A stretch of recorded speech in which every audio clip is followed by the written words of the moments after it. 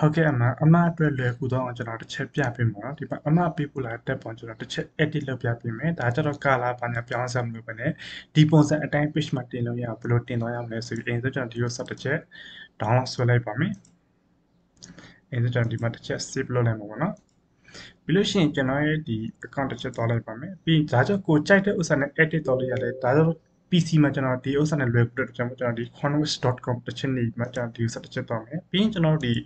page အတွက် Instagram အတွက်ဆိုရင်တော့1380အများ1380ဘယ်လိုရေးသွားမလဲဆိုတော့1380ဒီ column မှာရေးမယ်ဒီဘက် column မှာလည်း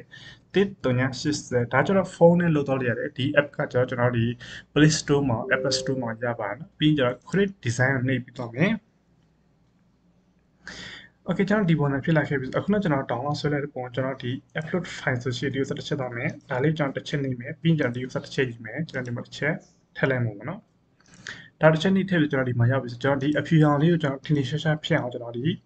အဲအောင်တစ်ခုကျွန်တော်ပြောင်းပေးလိုက်မှာပေါ့နော်โอเคဒီအောင်ပြောင်းပေးမယ်ပြီးရင်ကျွန်တော်ဒီ user လေးကျွန်တော်နည်းနည်း switch ဆက်မယ်ဆွဲဆိုင်ပြီးကျွန်တော်ဒီသူများစီရတဲ့ download ဆွဲလိုက်တဲ့ပုံလေးဖြစ်တဲ့ကြောင့်ဒီ user corporate မလာအောင်ဆိုရင်ကျွန်တော်ဒီ user ကျွန်တော်နည်းနည်းလေးကျွန်တော်ဒီလိုမျိုး crop တော့မှာပေါ့နော်ကိုအဆင်ပြေလို့ crop လုပ်ပြီးသွားလိုက်ပါနော်ကျွန်တော်ဒီအပေါ်ဘက်ကပဲ crop လုပ်လို့ရတာဆိုအပေါ်ဘက်ကပဲ crop လုပ်ပြီးသွားပြီးကျွန်တော်ဒီလိုမျိုး switch ချလိုက်မယ်ပြီးလို့ရှိရင်ကျွန်တော်နည်းနည်းပြန် crop လုပ်သွားမယ်ပြောမစင်ပို့ပြီးမှထင်ရှားရှားဖြစ်အောင်ပေါ့နော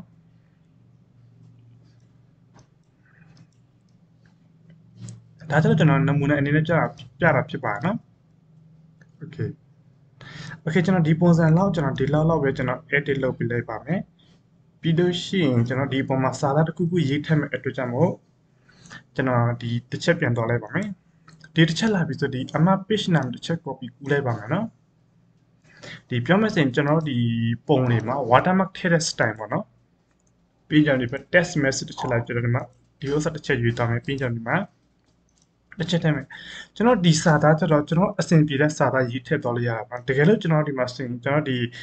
်တင်လိုက်တဲ့ content ထားလိုက်ပါတကယ်လို့အင်ဂျီပုံဆိုအင်ဂျီပုံနဲ့အောင်ရှိရတကယ်ကျွန်တော်ဒီ30ပုံတင်နေဆိုရင်တော့ကျွန်တော်ဒီဘာနာမည်ပေးချင်တယ်ဒါမှမဟုတ် Zeno blog ဆိုတော့ကျွန်တော်ကိုယ်တိုင်ရေးထည့်သွားလို့ရတယ်ပြီးရင်ကျွန်တော်ဒီစာလေးကျွန်တော်ပေါ်ချင်းချင်ပြီးကျွန်တော်ဒီ blog လေးထားပြီးမှကျွန်တော်ဒီဖက်မှာဒီစာတစ်ချက်နေမယ်ပြောမစင်ကျွန်တော်ပုံကိုကျွန်တော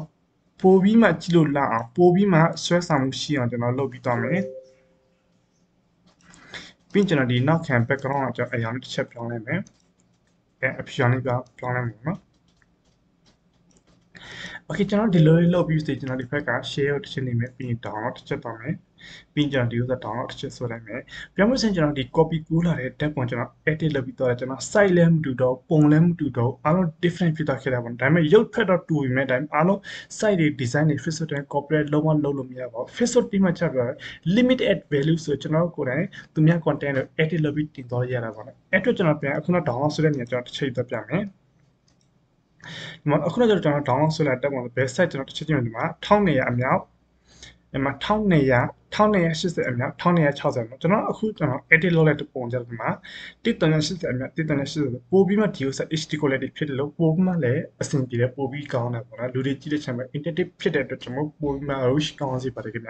ဒီပုံစံအတိုင်းကျွန်တော် edit လုပ်ပြီးတင်သွားမယ်အခြားတော့ကျွန်တော်ဒီ content မှာအခြားတော့ဒီတက်ပုံမှာဆိုလေဒီပုံစံအတိုင်း edit လုပ်ပြီးတော့ဆို100% looking ပါနော်တကယ်လို့ကျွန်တော်တို့ကတစ်ခါ edit လုပ်ပြီးတော့လို့ကျွန်တော်ဒီ page မှာတင်လိုက်တယ်အကြောင်းအမျိုးကျွန်တော် not stock ပြန်တယ်ဒီပုံပဲပြန်တင်နေဆိုရင်ဒီ user ပဲ not တစ်ခေါက်ပြန် edit လုပ်တော့ရတယ်ကျွန်တော်ဒီညတစ်ချက်ပြန်လာပြီးမှကျွန်တော်ဒီမှာတစ်ချက်ပြန်သွားပြီးမှကျွန်တော်ဒီစာသားလေးကိုပဲ